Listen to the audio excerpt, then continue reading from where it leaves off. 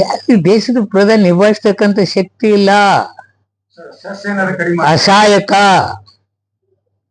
ಅದನ್ನೆಲ್ಲ ಜನರ ಮೇಲೆ ಕೈ ಕಟ್ಕೊಂಡು ಕೂತು ಬಿಡು. ಸಿಲಿಂಡ್ರು ರೀತಿ ಉಪ್ಪಿಟ್ಟಾದ ಮುಂಜಾನೆ ತಿನ್ಬೇಡ್ರಿ, ಒಮ್ಮೆ ಮಧ್ಯಾಹ್ನ ಊಟ ಮಾಡ್ರಿ. ಡೀಸೆಲ್ ಈ ರೀತಿ ಎಲ್ಲ ಅಡ್ಡಾಡಕ್ ಹೋಗ್ಬೇಡ್ರಿ. ಏನು ನಮ್ಮ ದೇಶದ ಪ್ರಧಾನಿಗಳೇ ಒಳ್ಳೇದಲ್ಲ ಈ ದೇಶಕ್ಕೆ.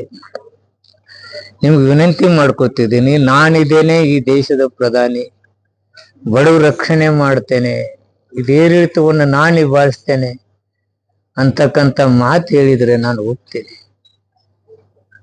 ಭಾರಿ ನೋವಿನ ಸಂಗತಿ. ಯಾವ ಸೆಸ್? ಪೆಟ್ರೋಲ್ ಡೀಸೆಲ್ ಮೇಲೆ ನೋಡ್ರಿ, ನಮ್ಮ ಕೊಟ್ಟಂತ GST ಹಣ ಕೊಡ್ತಾ ಇಲ್ಲ. ನಮಗ್ ಬರ್ಬೇಕಾದ ಪಾಲನ್ನ ಎಲ್ಲವನ್ನೂ ಕಡಿತಗೊಳಿಸ್ತಾ ಇದ್ದಾರೆ. ಕುತಂತ್ರ. ಇಲ್ಲಿ ಕಾಂಗ್ರೆಸ್ ಸರ್ಕಾರ ಇದ್ದದನ್ನು ಮುಗಿಸ್ಬೇಕಂತಕ್ಕಂತ ಹುನ್ನಾರ. SIR ತಂದಕಾರಿ ಬಹಳ ಜನ ವೋಟರ್ಸ್ನ ತೆಗೆದು ಹಾಕ್ತಕ್ಕಂತ ಹುನ್ನಾರ. ಪ್ರಜಾಪ್ರಭುತ್ವದ ಕಗ್ಗೋಲೆ ಮಾಡ್ಲಿಕ್ಕೆ ಇವರು ತಯಾರಾಗಿ ಹೊರಟಿದ್ದಾರೆ. ಅಧಿಕಾರ ಲಾಲಸಿಗೆ, ಅಧಿಕಾರ ಬರ್ಲಿಕ್ಕೆ ವಾಮ ಮಾರ್ಗಗಳನ್ನು ಉಪಯೋಗ ಮಾಡಿಕೊಂಡು ಆ ವಾಮ ಮಾರ್ಗದಿಂದ ಅಧಿಕಾರ ಇರಲಿಕ್ಕೆ ಯಾವ ಕೆಟ್ಟ ಪ್ರವೃತ್ತಿ ಹೋಗಬಾರ್ದೆಲ್ಲ ಹೋಗಿದ್ದಾರೆ.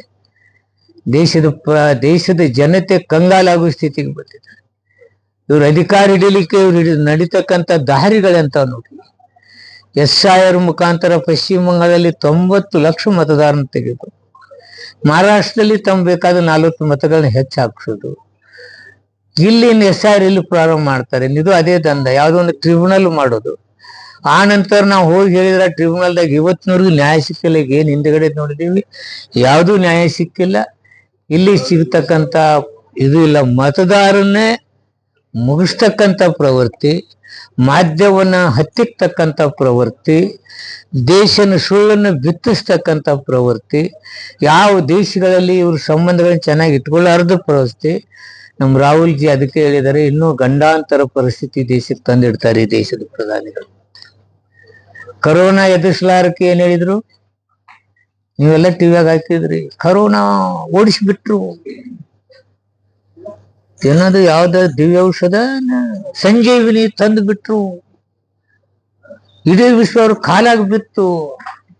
ಗೊತ್ತಾ? ನೀವೇನ್ ಟಿವಿಯಾಗ 3 ದಿವಸ 4 ದಿವಸ ನೋಡಿ ನೋಡಿ ನಾವೇ ಸುಸ್ತ. ಯಾವ್ದಪ್ಪ ದಿವ್ಯ ಔಷಧ? ಎಷ್ಟು ವಿಶ್ವದವ್ರು ಇವ್ರ ಕಾಲಿಗೆ ಬಿದ್ರು. 3 ದಿವಸ ಟಿವಿಯಾಗ ಹಾಕಿದ್ರಪ್ಪ, ನಾನು ನೋಡಿದ್ದೆ.